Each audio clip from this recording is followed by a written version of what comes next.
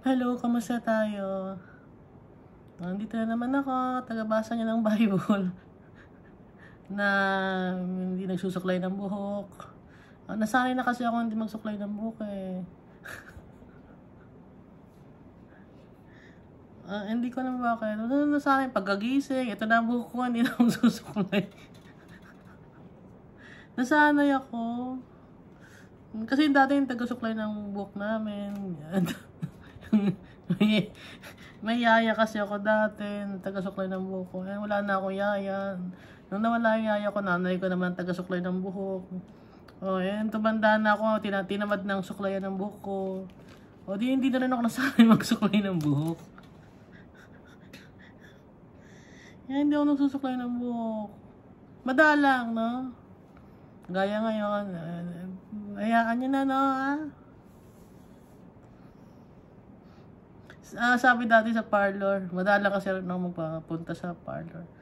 Magsuklay din ho kayo paminsan-minsan. Magsuklay din ho kayo paminsan-minsan para ma-imok. Sige. Hindi rin. Kasi na tayo. Sa Colossians na tayo, no? Colossians chapter 1, tapos na tayo. So, yung Colossians, yung lugar na yun, yung Colossae, Turkey yun, ano? Na sabi ko ba last time? Na ngayon, nasa Turkey yung Colossae. So, si Paul, hindi siya nakapunta ng Colossae. Ang nandito lang sa Colossae si Papras na in-encourage si Paul na sulatan ang mga Colossians. So, yung sa chapter 1, recap natin, si Jesus Christ ang image ni Almighty Father. Kasi walang nakakakita kay Almighty Father yung face niya.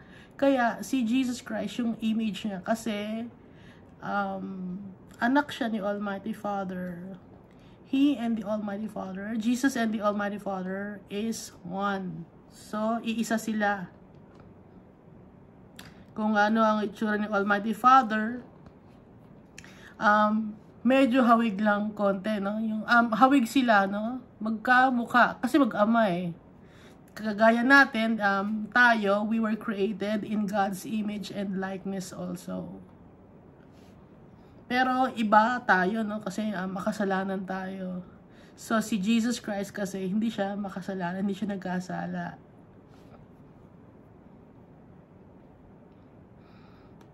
Okay?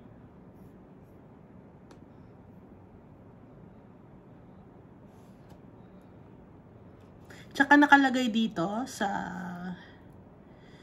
John chapter 14 verses 9 up to 11. Jesus answered, "Don't you know me, Philip, even after I have been among you such a long time? Anyone who has seen me has seen the Father." So, iisa si Jesus Christ at si Almighty Father. Kahit magkaiba sila, no? Pero iisa sila. Kasi pareho rin sila ng hangarin. Pareho silang holy. How can you say, "Show us the Father"? Don't you believe that I am in the Father and that the Father is in me? The words I say to you, I do not speak on my own authority. Rather, it is the Father living in me who is doing this work. Believe me when I say that I am in the Father and the Father is in me, or at least believe on the evidence of the works themselves. So si Jesus Christ, napatunayan dito na He is also God, like the Almighty Father.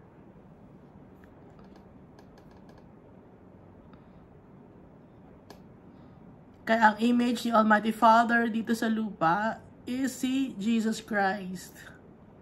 Pero walang natirang image, no? Si Jesus Christ dito sa lupa. Although nakita siya ng mga apostles and disciples at saka ng time niya na yon ng mga Pharisees, si Caiaphas, nakita siya personally. Walang natirang mga pictures or statue. Walang ganon si Jesus Christ. Kasi si Jesus Christ, hindi siya mainstream. Galit sa kanya ang mga tao ng time na yon. Kokonti lang ang followers niya. So, hindi sila gagawa ng image. Di ba si Alexander the Great, sila Cleopatra, di ba meron silang mga yung mga semento or stone na kamukha nila, inukit. Si Jesus Christ, walang ganon. Kasi si Jesus Christ, dumating dito sa lupa, anak siya ng carpenter. Nagpakumbaba si Jesus Christ. Kaya lang naman yung mga sila Alexander the Great, sila Julius Caesar, tsaka tong si Cleopatra, tsaka iba pang mga taong nauna noon, meron silang, or yung ibang mga Egyptians, meron silang mga image na gawa sa stone or gawa sa kung ano pa man, dahil sinasamba sila ng mga tao, mataas ang tingin sa kanilang tao. Nung time na to, si Jesus Christ ayaw sa kanya ng mga tao. So, hindi siya ginawa ng ganon. At ayaw din ni Jesus Christ na magkaroon ng gawa sa stone na kamukha niya. Kasi ang gagawin ng mga tao, sasambahin yung bato. Ayaw ni Jesus Christ nun. Hindi siya mailalagay, hindi natin siya mailalagay sa isang bato na ito si Jesus Christ. Hindi. Hindi ganoon si Jesus Christ. Ang gusto ni Jesus Christ, He must be worshipped in spirit and in truth.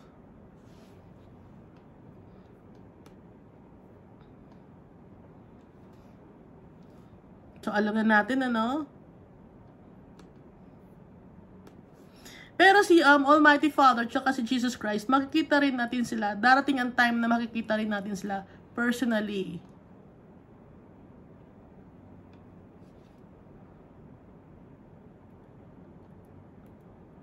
So, dito tayo sa Colossians chapter 2.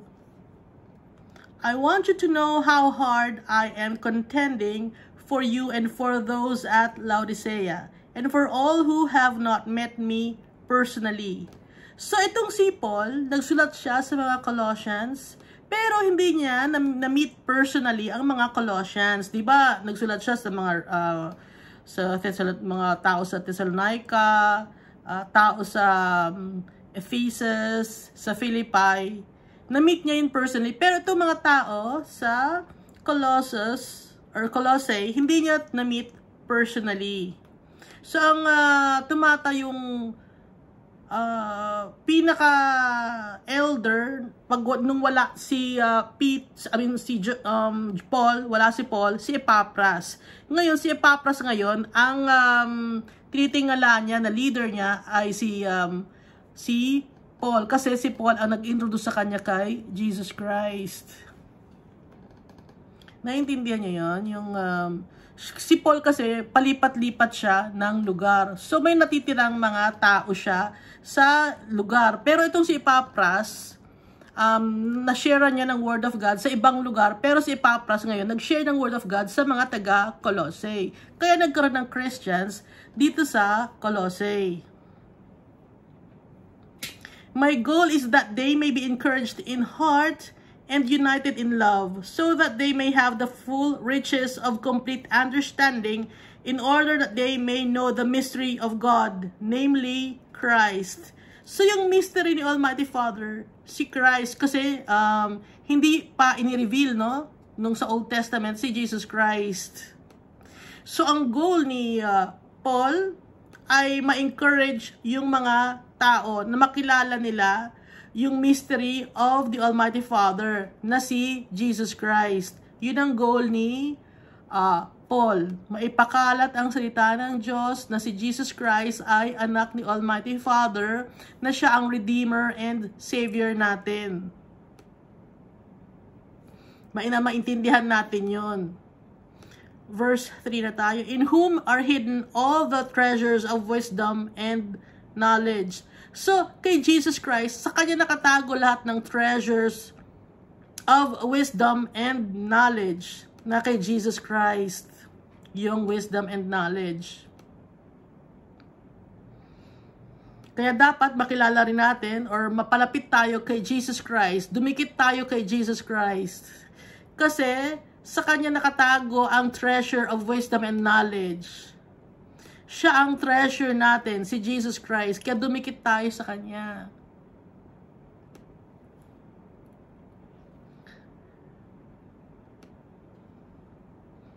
ibig sabihin ng dumikit, panghawakan natin si Jesus Christ. Sa Kanya tayo magtiwala. Kasi siya ang naglalapit sa atin papunta kay Almighty Father. Hindi tayo masisave kung hindi tayo nagtitiwala kay Jesus Christ.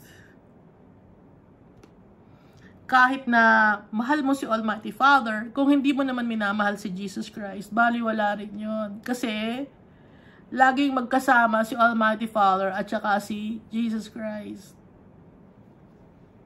Kaya nga, di ba si Jesus Christ ang image ni Almighty Father? Binasa natin, di ba?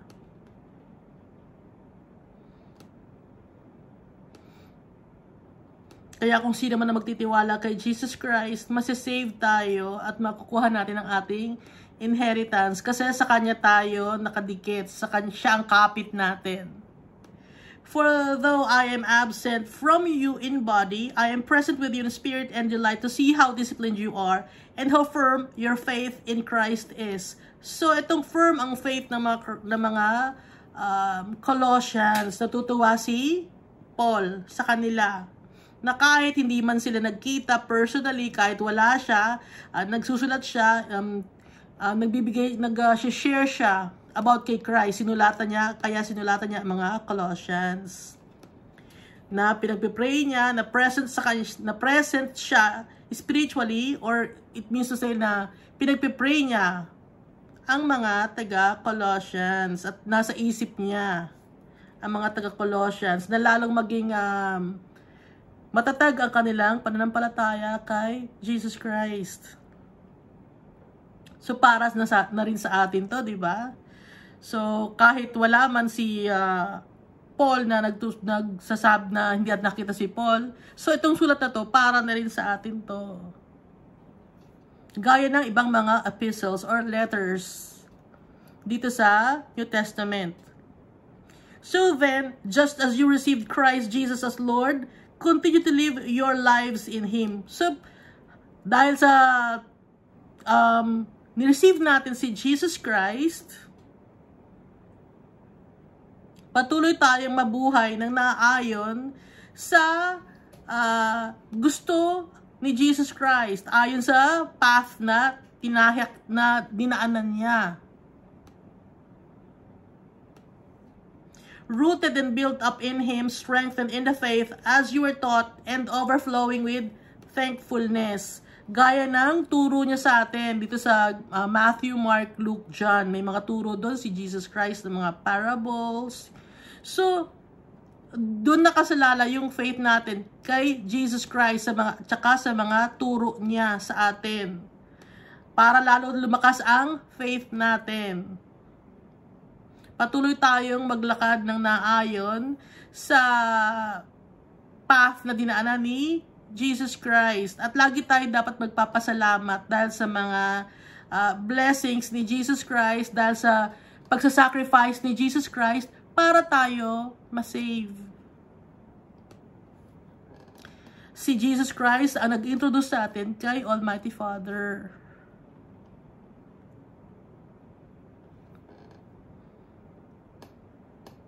So, yung nandito si Jesus Christ, pinakita niya kung gaano ka-powerful si Almighty Father through His works, through the works of Jesus Christ. Pinakita ni Jesus Christ yung gaano ka-powerful si Almighty Father. See to it that no one takes you captive through hollow and deceptive philosophy, which depends on human tradition and the elemental spiritual forces of this world rather than on Christ.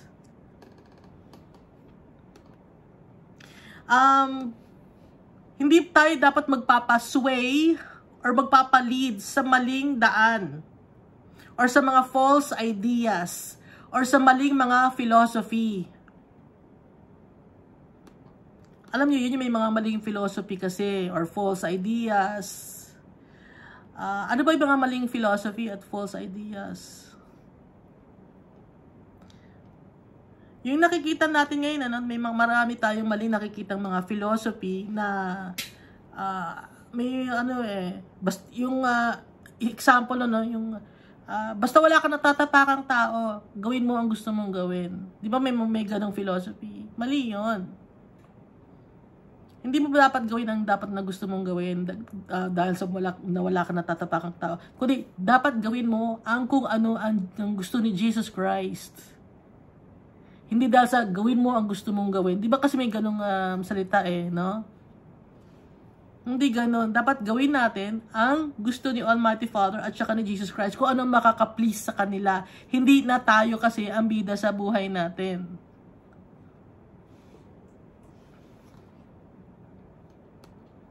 So, isa yun sa mga maling philosophy.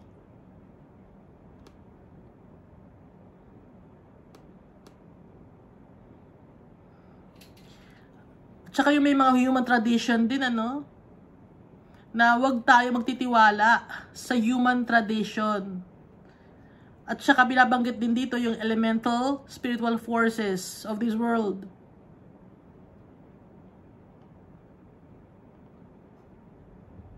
Kasi baliwala yung mga ideas na yon, yung mga philosophy na yon. So dapat yung makikita natin, kasi yung ibig sabihin ng philosophy is ano nga ba philosophy?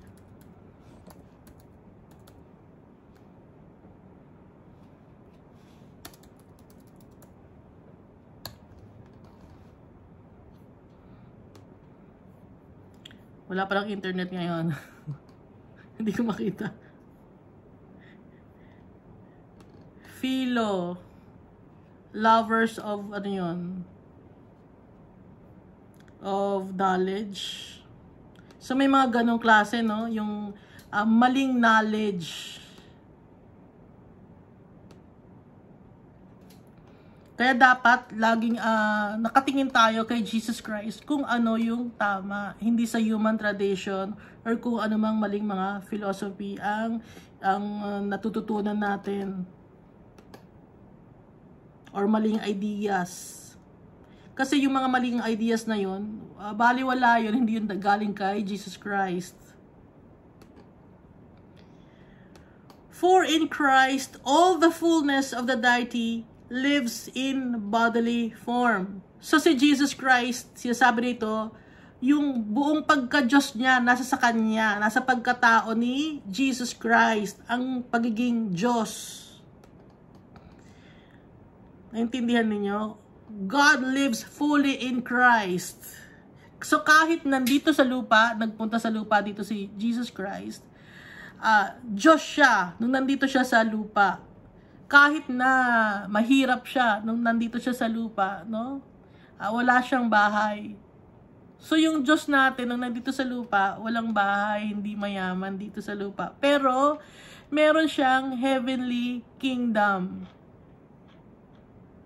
So kaya bumaba dito si Jesus Christ na mababang mababa ang kanyang status para maabot niya kahit sino man na tao sa atin, maabot si Jesus Christ. Kasi kung bababa siya rito bilang isang yung parang mayaman, bababa siya dito na parang mayaman, hindi maabot siya ng mga tao. Tapos ang gagawin ng mga mayayaman, syempre hahakutin si Jesus Christ, yung dadalhin sa kung saan saan. So hindi na niya na-share ang kingdom of God. So kaya si Jesus Christ tumababa dito sa lupa is nagpakababa siya, hindi siya nagpakamayaman dito sa lupa. Kasi yung mga bagay dito sa lupa, yung kayamanan dito sa lupa, baliwala lang yun, basura lang yun compared sa treasures in heaven. Compare sa makikita natin sa heaven. Compare sa kay Almighty Father tsaka kay Jesus Christ.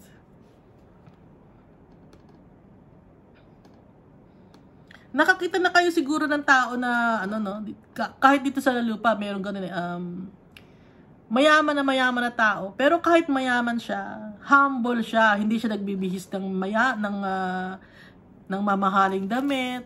Pag nasa kalye lang siya, nakasinelas lang siya, ganon. Naka-t-shirt na butas-butas, pero mayaman siya, no? Nakakita na ako ng ganong tao. Dati nung may tindahan pa kami, may bumibili sa amin. Yung kaumay, puro oil. Ano matawag sa oil na yun? engine oil, nagkakalikot ng mga makina, ganon. Tapos, yung suot niya, sirang short, sirang t-shirt, nakachinelas. Pero makikita mo yung kotse, ang mahal. Pero yung itsura niya, hindi siya mukhang mayaman. So, ganon si Jesus Christ. Hindi siya mukhang mayaman nung nagpunta siya dito sa lupa. Pero mayaman siya in heaven. Kaya doon niya tayo dadalhin. Yung mga ganong klaseng tao, natutuwa si Almighty Father sa mga ganon na mga makapagbaba ng mga tao. Kaya tayo din dapat maging makapagkumbaba. Kasi si Jesus Christ, nagpakambaba rin siya dito sa earth. Kaya, yung mga bagay na mga kinoconsider natin na importante o marangya o maganda, baliwala yun kay Jesus Christ. Baliwala yun sa hari natin. Kaya dapat, kung ganun si Jesus Christ, ganun din dapat tayo. Kasi follower niya tayo eh.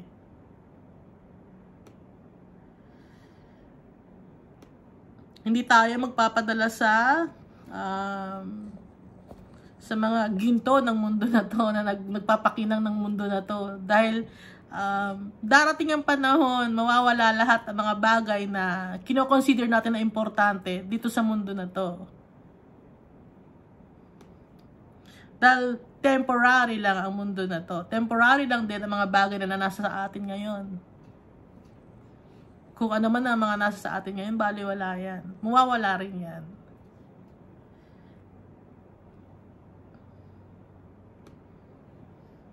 Nasisira, nabubulok, nananakaw.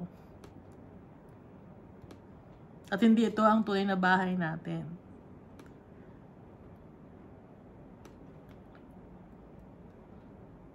Balik na tayo dito, no?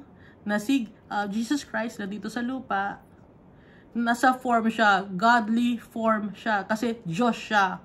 And in Christ, you have been brought to fullness. He is the head over every power and authority. So si Jesus Christ, siya ang pinaka-head.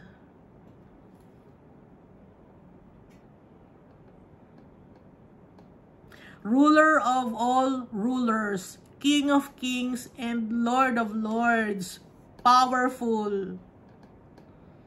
Jesus Christ. Kaya sa kanya tayo didikit, kay Jesus Christ.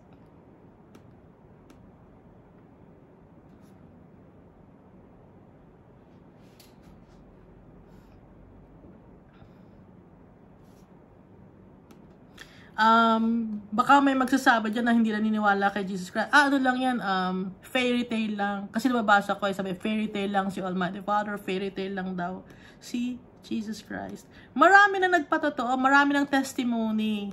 Okay? Marami ng testimony, hindi lang na nakikinig ang mga tao, hindi lang nabubuksan ang kanilang mata, sarado lang ang kanilang mga isip at puso. Ayaw nila. Kasi hindi sila kay Jesus Christ. Hindi sila kay Almighty Father. Kaya ayaw nilang maniwala. Wala silang faith.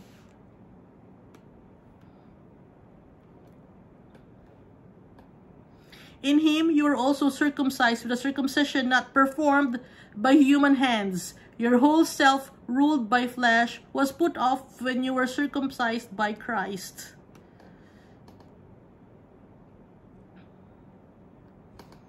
So, di ba yung gaya ng binanggit ko dati, yung circumcision, it's a covenant.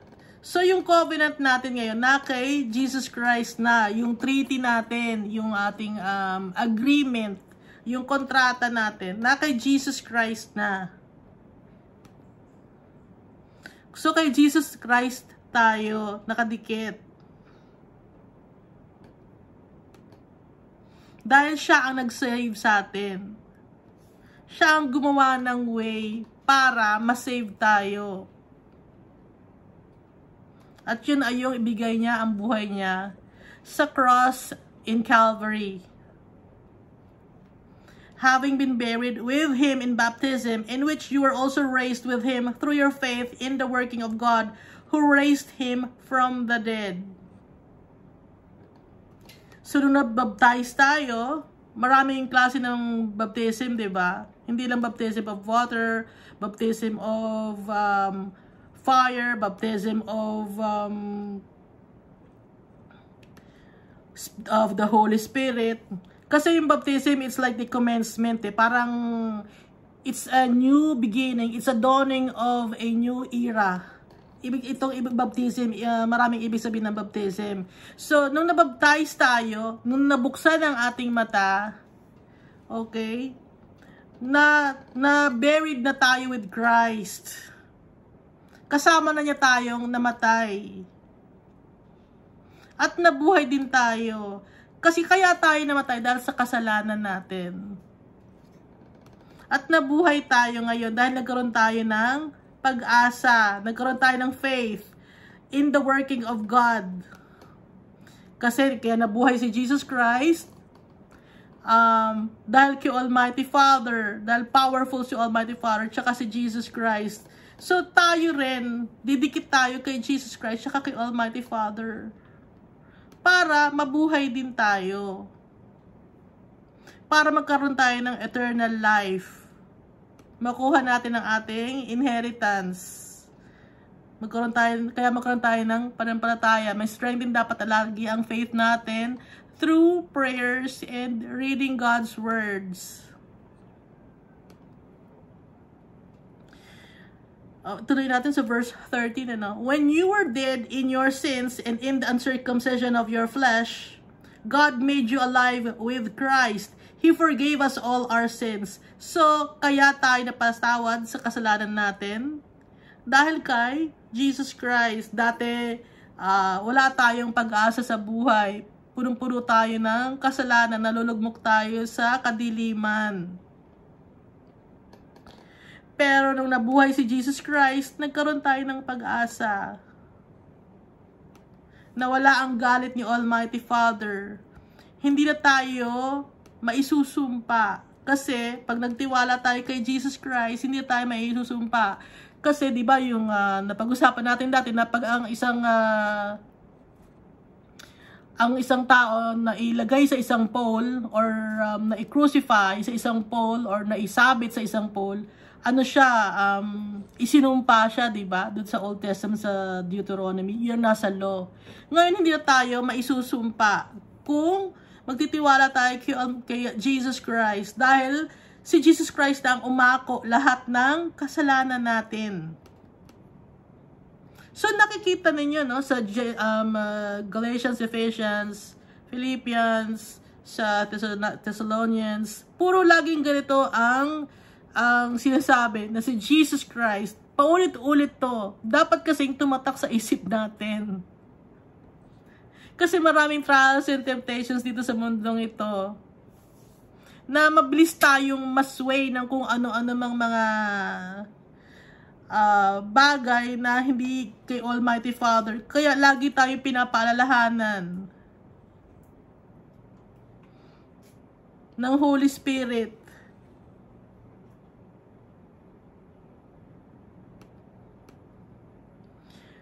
Pag nagpe-pray ka, lagi kang mare-refresh yung spirit mo. Kaya dapat lagi tayong magpe-pray araw-araw. Para lalo tayong ma-replenish. Kasi may mga times na malulungkot ka, syempre dahil tao tayo, malulungkot tayo, manghihina tayo. So, ang nagpapalakas sa atin is prayers. Kaya lagi tayong magpe-pray. Lagi natin kakausapin si Almighty Father. At lagi natin mababasahin dapat ang Bible para lagi nating maalala na pinatawad ako ni Jesus Christ. Ito nakalagay na naman sa Colossians. Siya ang nag-save sa akin. Kaya dapat magtiwala tayo kay Jesus Christ. Lagi tayong pinapaalalahanan na pinatawad tayo sa kasalanan natin dahil kay Jesus Christ. So, verse 40 na tayo, Having canceled the charge of our legal indebtedness, which stood against us and condemned us, He has taken it away, nailing it to the cross. So naipako na yung mga kasalanan natin, kasamang naipako ni Jesus Christ. Yung utang natin, yung kasalanan natin, utang natin yan, na hindi pa bayad, hindi mabayad-bayaran sa sobrang dami nating kasalanan. Nabayaran yun ni Jesus Christ. Kaya cancel na lahat ng ating mga utang. Cancel na lahat ng ating mga kasalanan. Kung magtitiwala tayo kay Jesus Christ. Baka sabihin niya, hindi naman ako makasalanan na tao eh. Sabihin niya, kung hindi ka makasalanan na tao, hindi pala sa'yo si Jesus Christ. Kasi si Jesus Christ dumating dito sa lupa para sa mga taong makasalanan.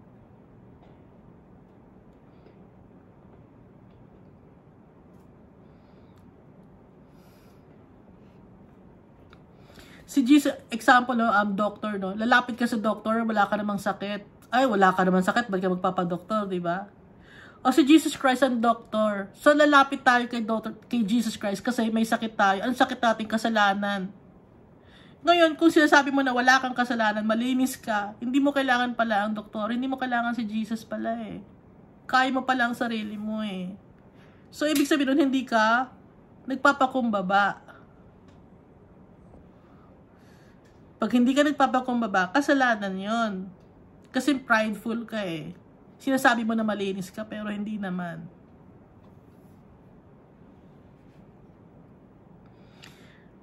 Kaya nga nakalagay dito, di ba? All have sinned and fallen short of the glory of God. Lahat tayo nagkasala. Lahat, walang isa ang malinis sa atin. Kaya lahat tayo, kailangan natin si Jesus Christ. Kahit mayaman ka pa o mahirap ka pa, kahit ano ang status mo sa buhay.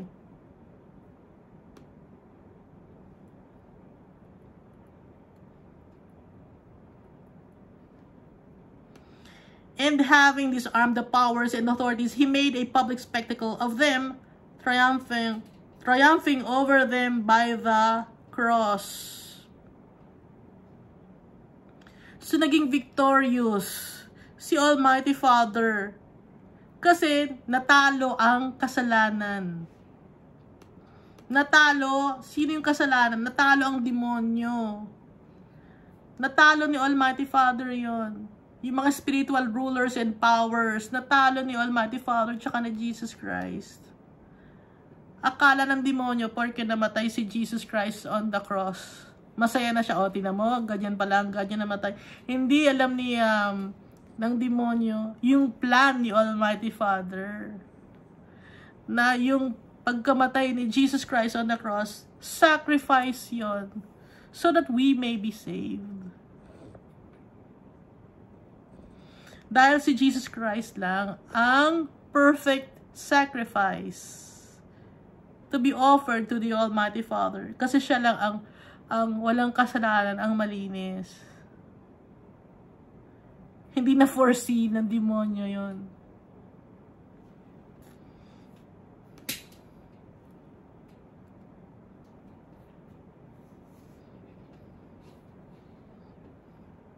Walang makakatalo kay Almighty Father tsaka kay Jesus Christ.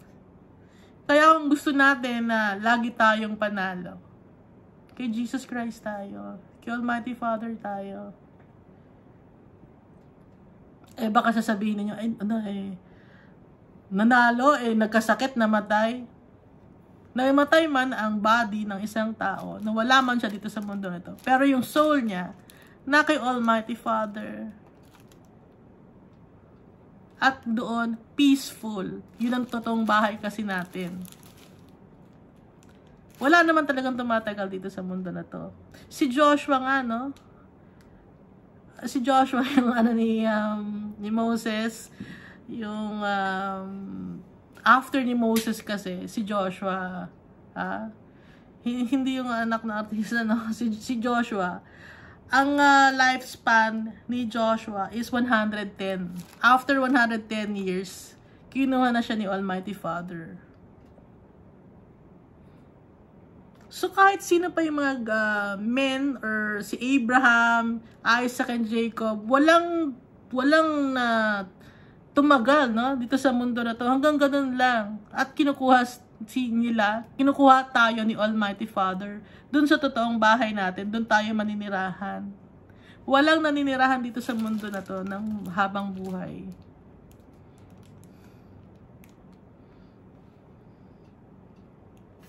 Di ba sabi, kahit ang talino na ng tao, napapahaba ng buhay. Napapahaba ba? Si Almighty Father na mismo nagsabi, hanggang 120 years lang tayo. Yun ang maximum age dito sa lupa.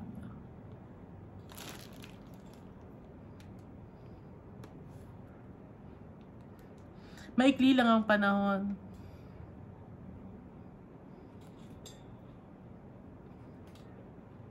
Nakapanood ba kayo ng movie na Old? Family yun, nasagpunta sila sa island. Tapos yung island na yun, ang bilis ng time doon. Sa isang araw, bata lang sila, Isang araw lang yun. Kinabukasan ang tanda na nila, tapos wala na yung mga matatanda na nakasama nila. Ganon kabilis ang oras dun sa island na yun, sa movie na Old. So, ganon din, Yung tingin ni Almighty Father sa oras natin dito sa mundo na to, mabilis ang oras sa mundo na to. Kaya nga, evil ang time Evil yung oras. Kasi, mabilis. Mabilis ang oras. Tignan nyo ngayon, anong year na ngayon?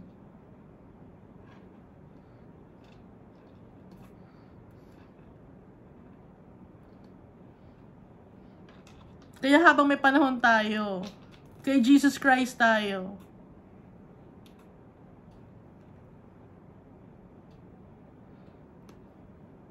Dahil pag kay Jesus Christ, lagi tayong panalo, mapagwawagian natin ang buhay natin sa pamamagitan ni Jesus Christ dahil makakasama natin siya forever in His heavenly kingdom.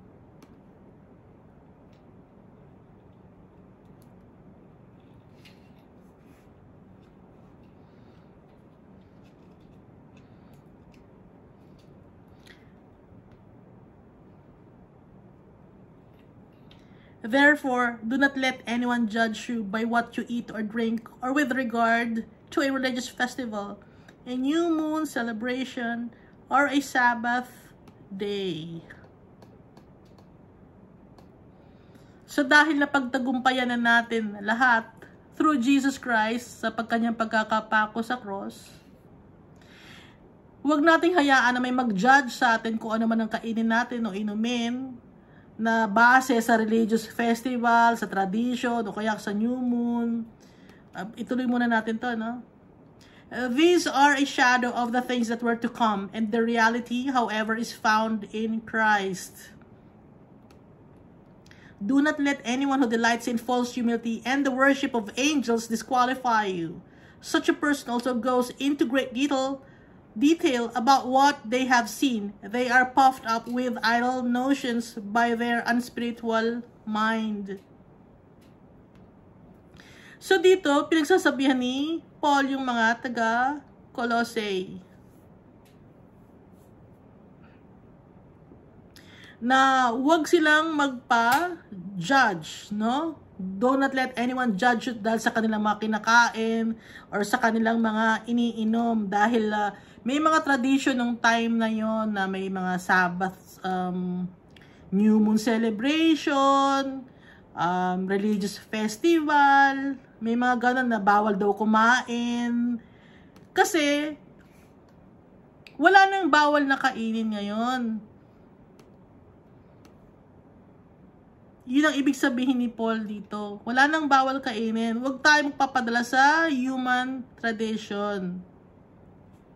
Na bawal kumain pag ganyang panahon. Bawal ang meat pag ganyang panahon. Wala nang ganon.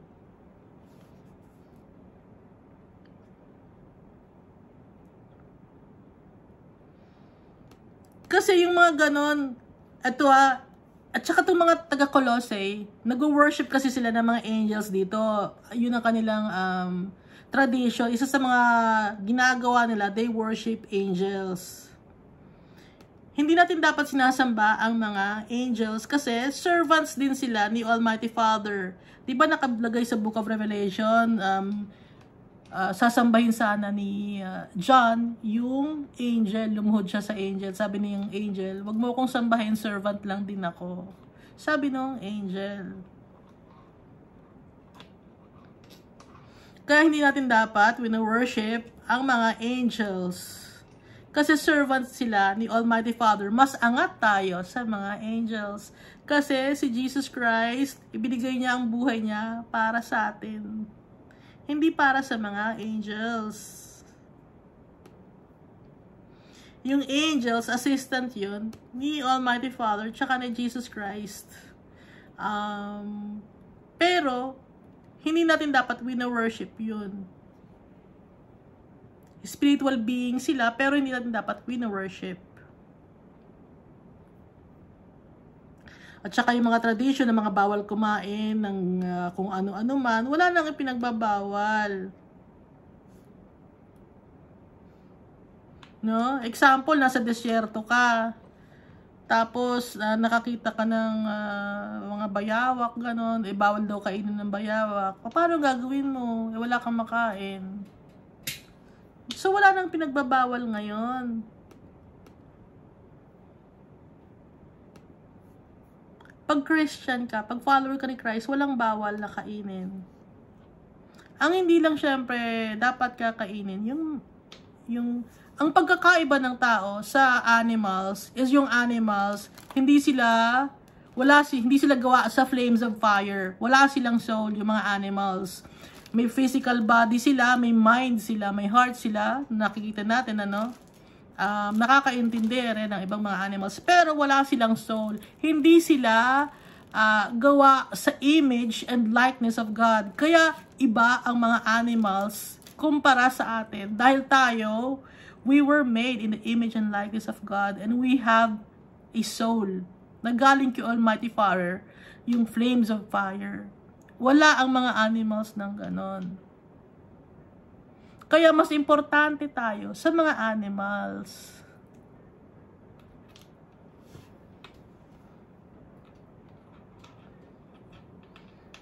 Kaya itong mundo, dominate na to ang ng mga tao. Hindi yung mga animals. Kasi sometimes yung mga tao, mas mahal nila yung animals kumpara sa mga tao, diba? Ayaw ni Almighty Father, no? Mas gusto ni Almighty Father, mahalin natin ang kapwa-tao natin.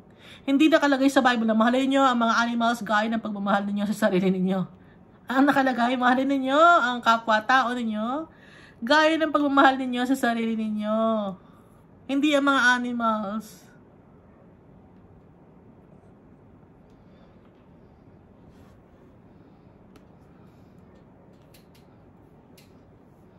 Hindi ang nature. Mahalin niyo ang nature gaya ng pagmamahal niyo sa hindi.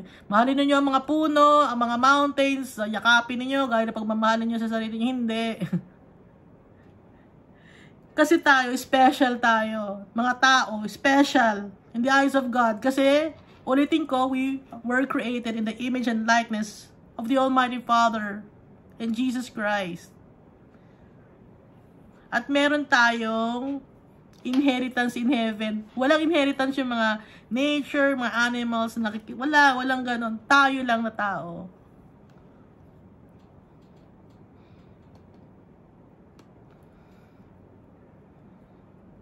Kaya lahat pwede na nating kainin.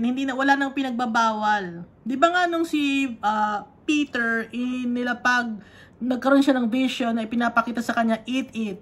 Kainin mo 'to, 'di ba? Nakalagay sa isang tela ba yun? Sa Book of Acts, na lahat pwede mo nang kainin. Ibig sabihin lahat matatanggap na. Wala nang bawal. Kagaya natin ng mga Gentiles, tanggap na rin tayo ni Almighty Father. Kahit hindi tayo kalahi ni Israel, tanggap na tayo ni Almighty Father. Kaya wala na ring bawal.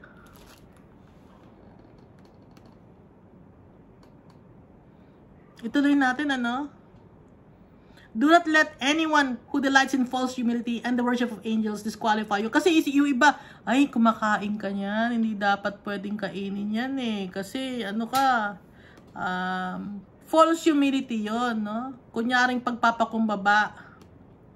Pero ang totoo, hindi naman.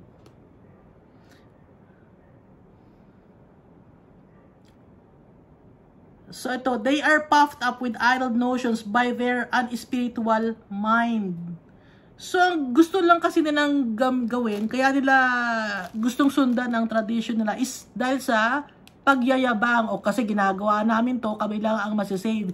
Ginagawa namin to, kaya kami ang magaling. Yun ang ibig sabihin dito ni Paul. Pero hindi na natin kailangan gawin yun dahil hindi natin kailangan magyabang. Kasi dito nagyayabang yung mga tao na sumusunod sa hindi pagkain ng mga meat or ano. Kasi di ba may mga times na ay kumain siya ng meat, makasalanan siya. O ginajudge natin yung tao, di ba? Ay kumain siya ng ganon. Tayo hindi tayo kumakain ng ganon, di ba? O tayo lang ang masisave. O kayabangan yon. So hindi, yun ang ibig sabihin ni Paul. Nagiging mayabang dahil sa hindi pagkain ng ganun, nagiging mayabang ka. Eh wala nang pinagbabawal na kainin. Kahit anong season, wala nang pinagbabawal kainin. Di ba minsan sasabihin, oh, pag Friday, bawal kumain ng ganyan. Wala nang pagbabawal kainin. At saka minsan ano, di Friday ngayon. Eh ba sa ibang bansa, Friday ba? Hindi naman O di isipin mo na nasa ibang bansa ka para hindi bawal kainin, no? Kasi iba-iba naman ang ano natin, yung time ng mundo. O, di ba?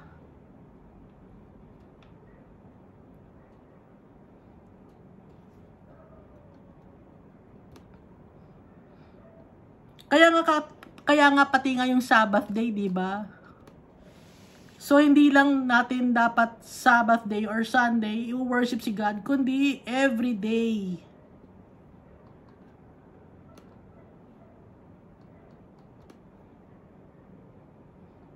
At yung church, nabanggit natin na last time, no, kahapon ba yun? Yung church, hindi yun yung building. Kasi, kahit saan pwede tayo mag-pray. Kahit mag-isa lang tayo, pwede tayong mag-pray.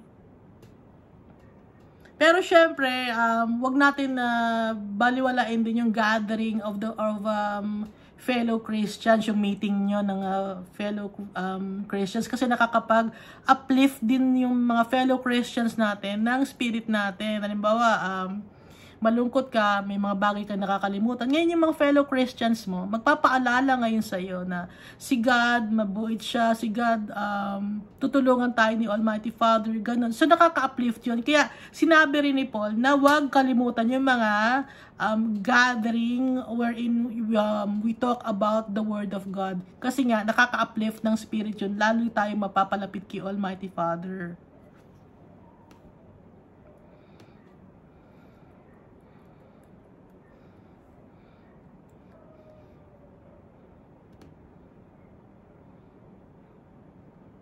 Pero ngayon may mga tao ngayon na hindi na lumalabas ng bahay or hindi makalabas ng bahay. Pwede naman mag-pray. Sa loob ng bahay, pwede kayo magpabisita sa mga fellow Christians ninyo. At meron din naman dito sa internet at may Bible din kayo. Pwede rin na kahit mag-isa kayo.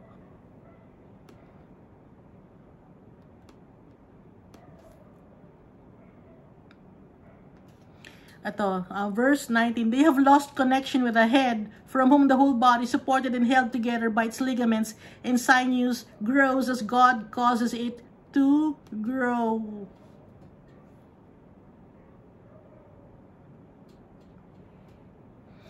Yung mga taong mapa-prideful, yung prideful na tao na pinagmamalaki na, ganyang, yung tradition, sinusunod namin yung tradition na yun, Kasi nga, mga prideful yung mga tao na yon, nawala na sila under the control of Jesus.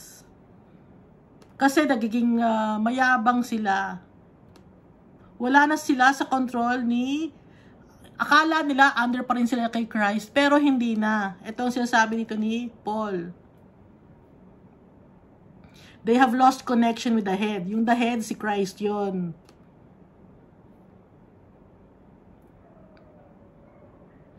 Yung head, si Christ, siya ang nag-strengthen sa ating lahat. Kaya tayo lumalago spiritually is because of Jesus Christ. Lagi natin kasing naalala na siya ang nag-sacrifice for us. So, yung mga taong nagyayabang na masisave ako dahil hindi na ako kumakain ng ganyang meat, dahil sa tradition, hindi. Nawawala yung connection mo kay Jesus Christ pag ganun. Kasi hindi pagkain ng meat ka masisave eh. Kundi masisave ka through your faith in Jesus Christ, hindi sa tradition.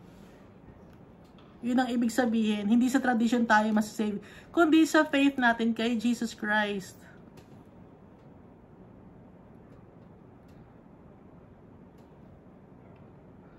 Since you died with Christ, the elemental spiritual forces of this world, why as though you still belong to the world, do you submit to its rules? Bakit hanggang ngayon may mga rules sinusunod pa rin ninyo? Sabi ni Paul dito, dahil namatay na tayo sa kasalanan natin at si Jesus Christ na ang namamayani sa atin, bakit naman sinusunod nyo pa yung mga rules na hindi naman importante? Do not handle, do not taste, do not touch. Kasi gito yung do not handle, huwag mong hawakan, madumi yan, huwag mong kakainin, bawal yang kainin. Pag ganyang may tradition natin, hindi pwede. Wala nang ganon. Bakit tayo nagpapadala sa mga ganong mga bagay? Sabi ni Paul. These rules, which have to do with things that are all destined to perish with use, are based on merely human commands and teachings. So yung mga bagay na to, yung mga tradition, human commands lang to, human teachings lang to, na hindi naman importante. Yung tradition. Sinasabi dito ni Paul, yung tradition, hindi importante. Ang importante, yung pananampalataya natin kay Jesus Christ. Ituloy natin, ano? Such regulations indeed have an appearance of wisdom with their self-imposed worship, their false humility, and their harsh treatment of the body. But they lack any value in restraining any sensual indulgence.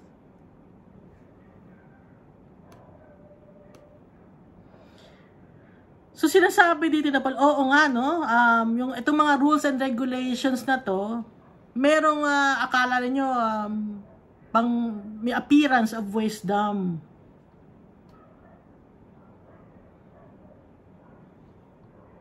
Akala nyo, they seems to be wise na hindi sa pagkain ng ganyan, hindi sa pagkain ng meat or kung ano-ano man, hindi sa pagkain ng ano ba may mga taong ipinagbabawal na kainin.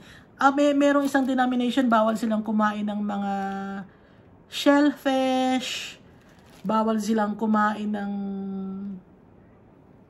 mga pork, bawal silang kumain ng ano pa ba yung mga bawal na kainin nila. So wala nang hindi na importante yun kasi tradition, human tradition lang yun. Meron akong kilala, no, kasali sa isang denomination na bawal kumain ng mga shellfish, ng mga clams, ng mga crabs. Pero nung may nagkwento lang din sa akin, dun sa bubong daw ng kapitbahay nila, ang dami ron na itinatapon yung balat ng hipon, balat ng alimango, balat ng mga tulya, tahong, talaba, kasi may mga bawal na ganun na denomination, no? Kumakain pala, nagtatago lang. Itinatago. Pero okay lang na kainin na yun, no? Wala namang bawal talaga kasi. Kasi kahit ano, pwede nang kainin. Yung mga tao kasi na nagsasabing bawal na kain, may mga bagay na bawal kainin or sa isang time, no? Or isang season o bawal kumain ng meat, no? Puro isda, puro gulay. Wala nang bawal. Sinasabi dito ni Paul, human tradition lang yun. Kasi minsan nagyayabang, hindi ako kumain ng meat ngayon, religious ako. Hindi ako kumain ng ganyan. Talagang ano ako, talagang sinusunod ko ang patakaran ng aming tradisyon. Wala nang ganun, no? Hindi importante ang tradition. Kasi anong sabi dito ni Paul? But they lack any value in restraining sensual indulgence. Hindi yun nakakapagpipigil or nakakatulong mapigil na magkaroon tayo ng kasalanan. Hindi nakakapagpigil ng kasalanan. hindi nakakapag-control ng evil desires. Yung hindi pagkain ng mga bagay na ipinagbabawal ng tradisyon. Excuse me. Hindi nakakapigil yun, no? So kahit hindi ka kumain dahil sa tradition mo, hindi ka kumain ng meat. Pero nagkakasala ka naman ng ibang paraan sinful desires, no? So nagkakasala ka para hindi ka nga kumain, pero mas malala naman yung nangyari na nagkaroon ka ng kasalanan ng sinful desires mo, naninira ka pa rin ng kapwa-tao, nagchichismis ka pa din, nagnanakaw ka pa din, gumagawa ka pa rin ng adultery, fornication, homosexuality, pero hindi ka kumakain ng mga meat pag ganung okasyon, di ba?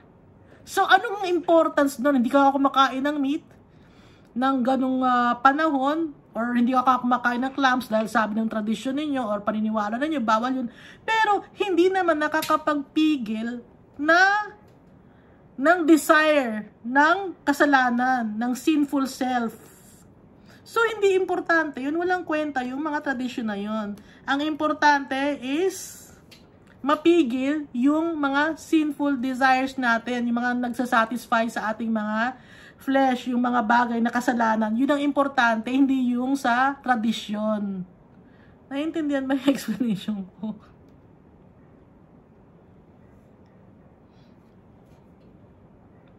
Mas importante na hindi tayo magkasala kasi yung mga tradisyon, hanggang tradisyon lang yan. Human tradition lang yan. Tao lang ang gumagawa ng tradisyon. So, ano ang gagawin ngayon natin? Ang gagawin natin, iiwasan natin ang kasalanan, hindi yung pagkain. Ay, hindi ako kakain ng ganyan, hindi ako makasalanan, hindi ako kumain ng meat. Oh, pero nagchismis ka naman ng kapwa-tao mo.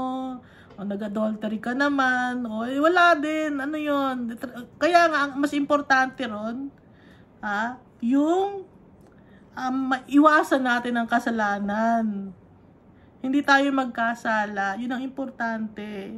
So, paano ang gagawin ngayon natin? Lagi naman talaga tayo nagkakasala. Lagi tayo nalapit kay Jesus Christ, lagi tayo hihingi ng tawad sa Kanya. Kasi yung mga human traditions na yun, wala yun.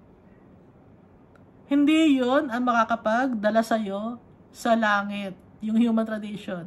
Ang makakapagdala sa'yo sa langit, si Jesus Christ, ang magkaroon tayo ng pananampalataya sa Kanya. At sundin natin ang mga sinasabi niyo. Kung may pananampalataya tayo kay Jesus Christ, kay Almighty Father, susundin natin yung mga sinasabi nila dito sa Bible, kung ano ang sinasabi nila sa atin. Hindi dahil sa human tradition na sabi ng ninuno nyo na bawal kumain ng ganon.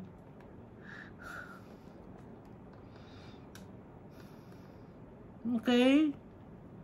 Sana naiintindihan siya, sabi ko. Hindi kasi ako marunong mag-explain. Ulitin ko, no? Sa verse 23. Sa King James Version, which things have indeed a shew of wisdom in will worship and humility and neglecting of the body, not in any honor to the satisfying of the flesh. Mas lumabo ba? Mas malalim, ano? Dito, sa ibang version naman, these rules seem to be wise, but they are only part of a human religion or human tradition. They make people pretend not to be proud and make them punish their bodies. So, sa pag hindi mo pagkain ng mga bagay na pinagbabawal, pinaparusahan mo yung sarili mo. Ba't mo pinaparusahan yung sarili mo? Pag pinaparusahan natin ang sarili natin, minamahal ba natin yung sarili natin? Hindi, no?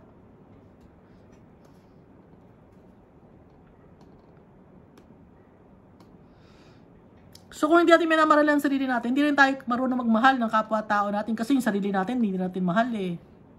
Yung ibang tao pa kaya, mahal natin. Kaya tayo nagkakasala, no? Kasi hindi natin mahal ang sarili natin. Hindi natin naiintindihan. Maikli yung pangunawa natin. but they do not really control the evil desires of the sinful self. So, yung hindi pagkain, or yung, ulitin ko na naman na, yung tradition na hindi pagkain, nagpe-pretend lang, no? Pretension lang yon para magkaroon ng magsasacrifice ka, kunyari, na hindi ka kakain ng ganon. Pero pretension lang yon. It makes people proud. Pero hindi naman talaga yon nakakapag-control ng pagpigil ng mga evil desires. Yung human tradition ng hindi pagkain, na mga sinasabing may mga bawal na pagkain. Ay, nagkakain din na ba tayo? Kaya in-explain ko mabuti kasi gusto ko sana maintindihan nyo din gaya ng pagkakaintindi ko. Nagpapasalamat ako kay Almighty Father kasi naiintindihan ko siya at alam ko, pinagdadasal ko na maintindihan nyo din. Para pare-pareho tayo na maintindihan natin lahat ng Bible. Maintindihan natin ang sinasabi ni Almighty Father. Kasi ayaw ni Almighty Father ng selfish. Selfish, hindi shellfish. Ayaw ni Almighty Father ng selfish tayo, na tayo lang ang nakakaintindi ng Bible. Gusto ni Almighty Father, lahat tayo na magkakapatid in Christ, maintindihan ang Bible. Kaya, nagbabasa rin ako, binabasahan ko kayo ng Bible pa kasi may mga bagay ako na naiintindihan, pinapaintindi sa akin ng Almighty Father. Kaya sinashare ko din sa inyo. Ito ang nakasulat sa Bible. Hindi ako ang nagsasabi nito. Ang Bible ang nagsasabi nito. Binabasa ko lang sa inyo ang Bible. Nagbabasa tayo ng Bible. So, yung mga sinasabi ko, hindi ko imbento. Nakasulat sa Bible lahat. Kasi Bible ang binabasa natin. Hindi tayo nagbabasa ng leaflets or hindi tayo nagbabasa ng libro na galing sa isang religion or sa denomination na may turo na sila doon. Hindi ko nagbabasa yon. Ang binabasa ko, Bible. Kaya ang dapat natin laging basahin, Bible. Hindi yung mga dyaryo ng galing sa religion ninyo or mga babasahin na maliliit na galing sa mga denomination ninyo. Bible ang babasahin natin para hindi tayo maligaw, para makita natin yung katotohanan. Kasi marami nagsasabi ng katotohanan, ito ang katotohanan, ito ang truth. So, ang daming truth na sinasabi. So, saan lang ba natin makukuha ang truth? Sa Bible. Kaya sa Bible tayo magbabasa. Okay? Maraming salamat sa pakikinig. Mahal na mahal tayo lahat ni Almighty Father. Hindi niya tayo iiwan. At inaantay niya tayo dahil sa pagbabalik ni Jesus Christ dito sa kanyang pangalawang pagbabalik dito sa mundo, nakukunin niya tayo. So, huwag tayo matakot na kasi natatakot na kayo. Huwag tayong matatakot, no? Kasi si Almighty Father, mahal na mahal niya tayo, iniingatan niya tayo, inilalayo niya tayo sa mga bagay na masasama, inilalayo niya tayo sa kasamaan. At lahat ng bagay na gusto niya mangyari sa atin ay para sa ikabubuti natin. Masakit man yung nangyayari sa atin, no? May mga bagay na masakit na nangyayari sa atin. Pero para yun lahat sa ikabubuti natin. Para lalo tayo mapalapit sa Kanya, para makuha natin ang ating inheritance. Yung mana natin. Thank you and God loves us all so much.